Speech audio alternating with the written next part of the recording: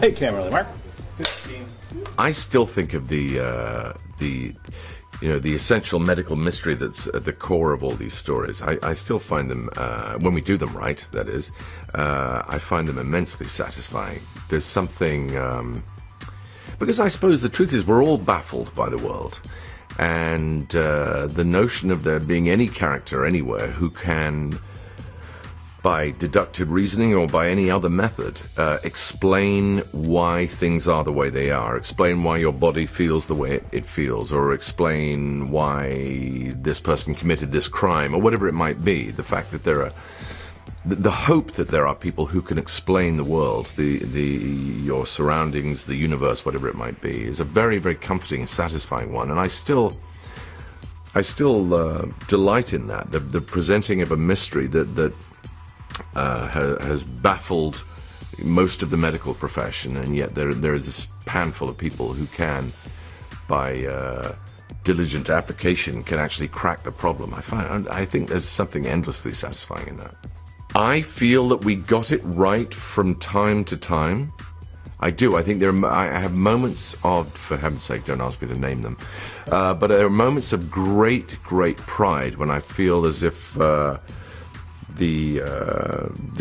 writer's conception of something and the actor's performance and the design and the music and the cinematography, all these things came together in moments of well, I can't go so far as to say greatness. That's not for me to say, but let me put it this way: greatness.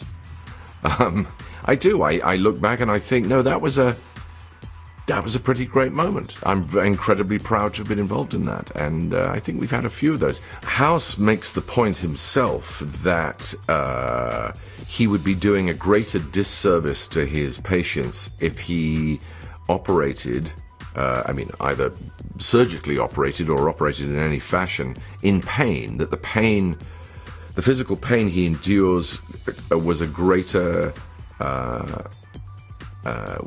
obstacle to the practice of his art than the drugs he took. So I think that's a simple enough argument, and it's one that I accepted. Not that House was completely above taking drugs for other reasons, for recreational purposes. I mean, he's a man with considerable appetites. Can I put it that way?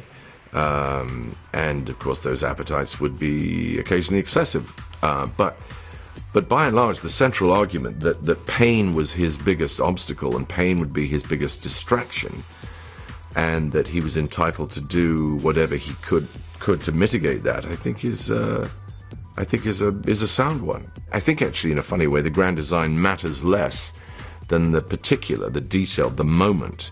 I think, for me, a show can be made or unmade by a single moment, a look or a smile or one line of dialogue or one shot or one